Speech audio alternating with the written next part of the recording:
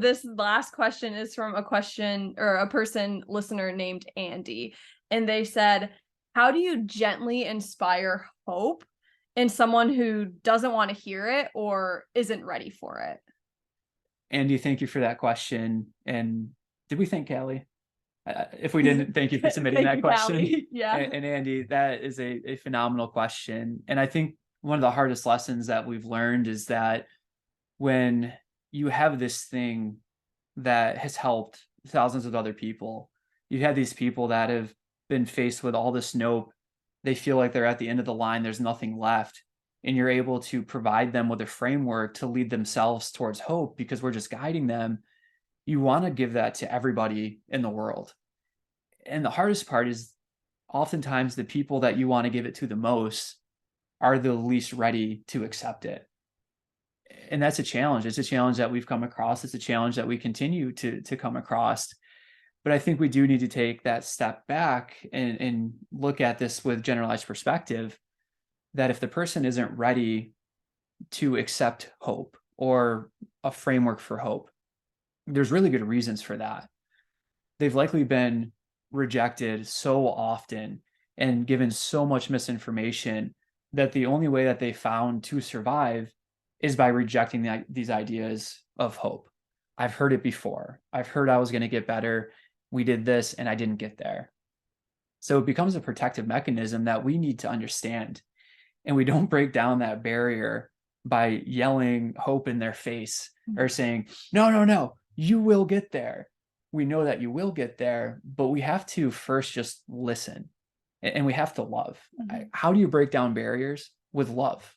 That's the best way to do it. You want to break down a barrier, continually love that person until they feel safe where they're ready to open up. There's a lot of research showing that when a person goes into a provider's office, they get interrupted every 11 seconds.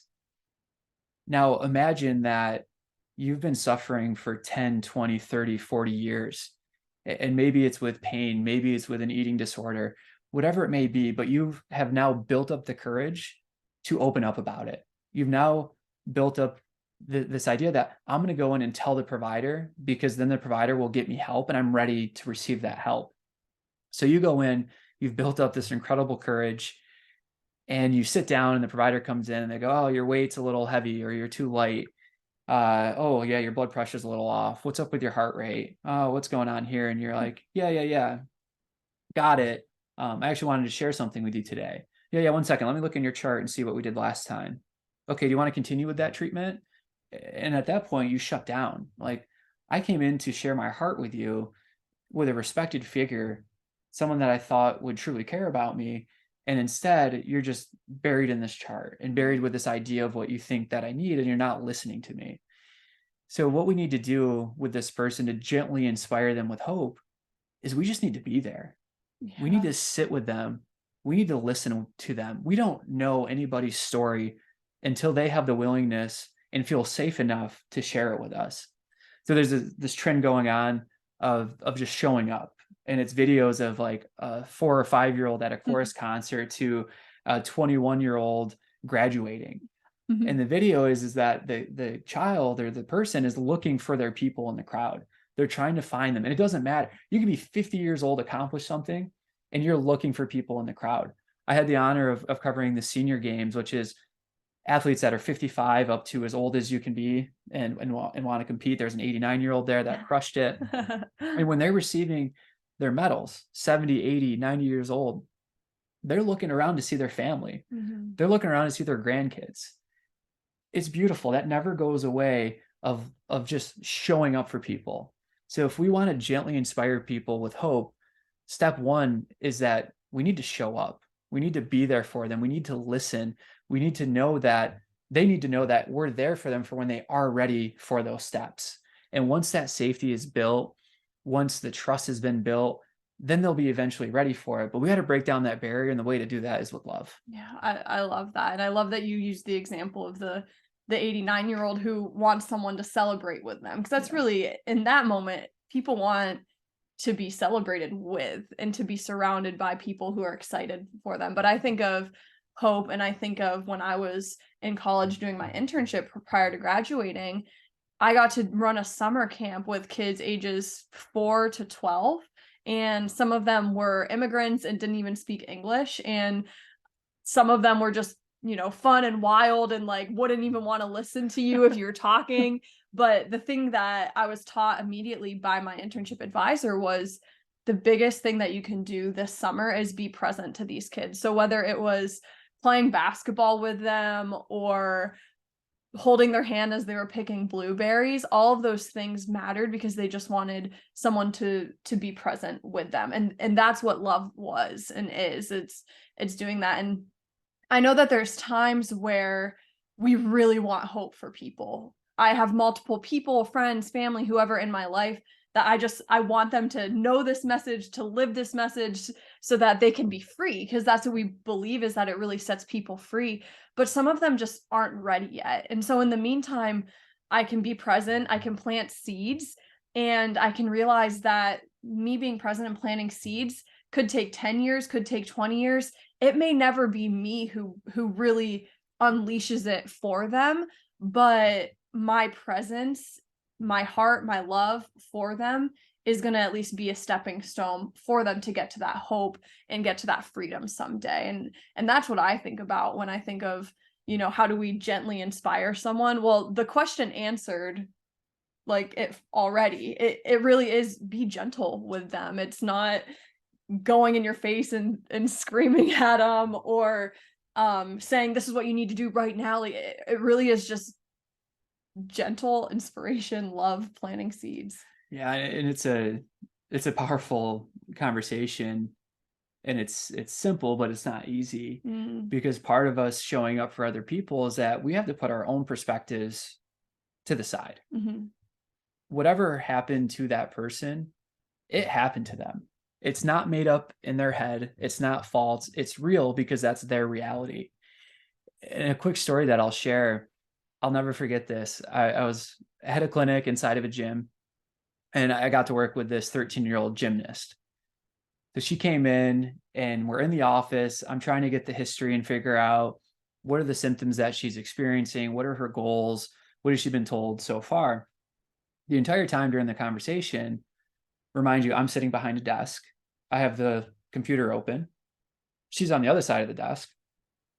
I unintentionally had already created a barrier between her and myself mm. with the desk.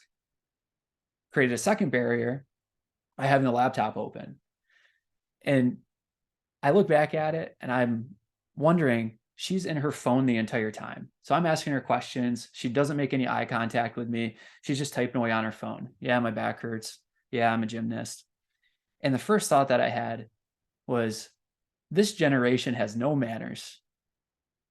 No one taught you to shake a hand, to look into eyes, to give respect to someone that's older than you. And that was my first thought. That was my first perspective.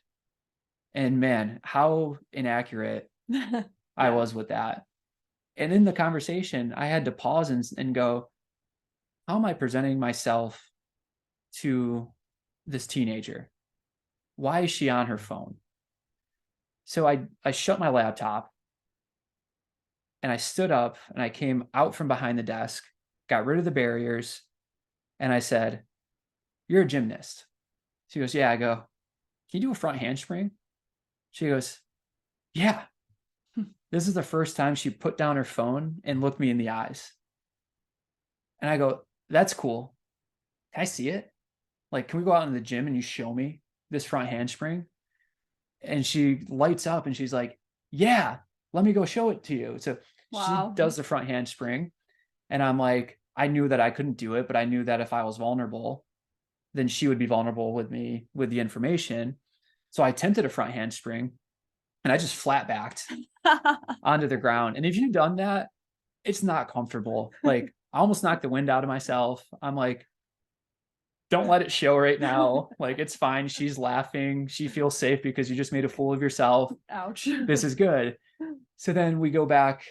I go to her and I'm like, thank you so much for showing me that. I'm going to keep working on mine and maybe one day I'll be able to do it. Do you mind if we go back in the office so that I can ask you a few more questions to get a better idea of where we should go to help you? And she goes, yeah, sure.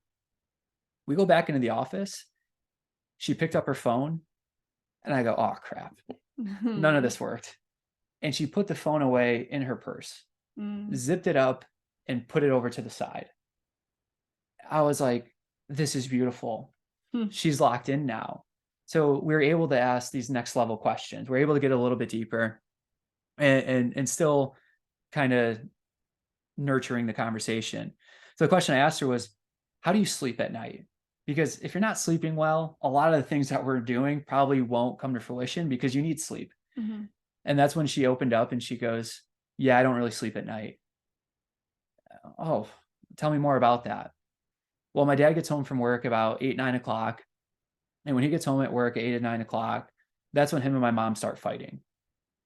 And then they fight until midnight, 1 o'clock, 2 o'clock. And then once they're done fighting, then I'm able to go to bed. And so I asked, what do you do in that time that they're fighting?